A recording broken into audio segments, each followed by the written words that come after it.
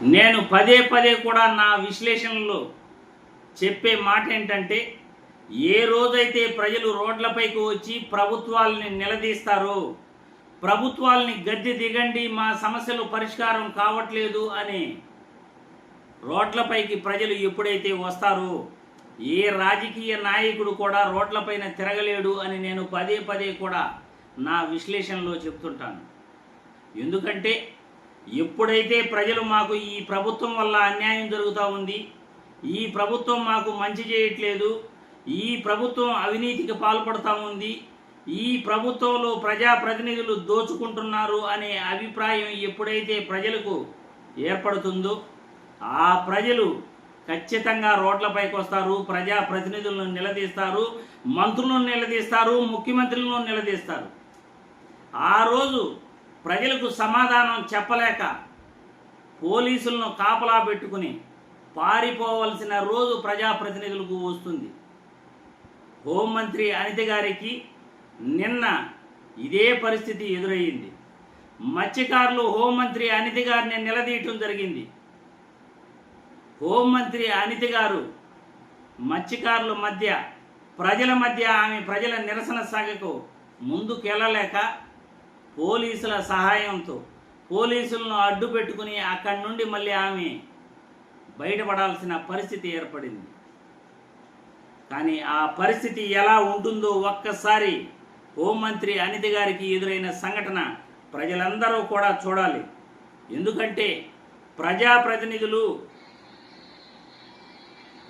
చూడండి, హోంమంత్రి అనిత గారికి మత్స్యకారుల నిరసన సెగ, ప్రజలు రోడ్లపైకి వచ్చి హోంమంత్రి అనిత గారిని నిలదీశారు, ఆమెను చుట్టుముట్టారు.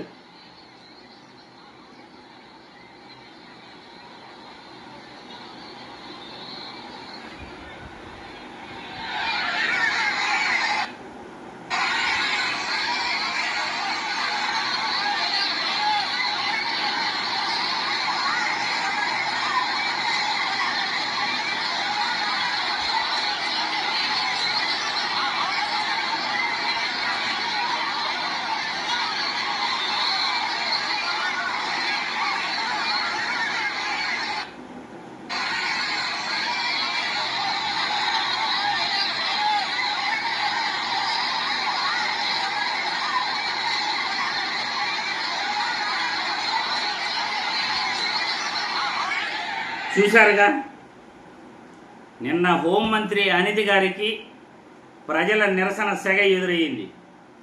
ప్రజలు ఎవరైనా కానీ తమ సమస్యలు ప్రభుత్వం పరిష్కరించలేదు అని అనుకుంటే ఖచ్చితంగా ప్రజాప్రతినిధులను రోడ్లపైన తిరగనివ్వరు అనే దానికి ఇది ఒక చిన్న ఉదాహరణ.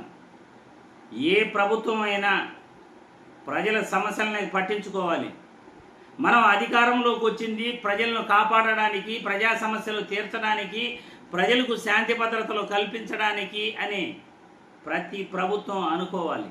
అలా అనుకోకుండా మా ఇష్టానుసారం మేము పరిపాలిస్తాము అంటే భవిష్యత్తులో ప్రజాప్రతినిధులందరూ కూడా, అధికార పార్టీ నాయకులు, ఏ ప్రభుత్వమైనా ఖచ్చితంగా ప్రజలకు సమాధానం చెప్పి తీరాలి.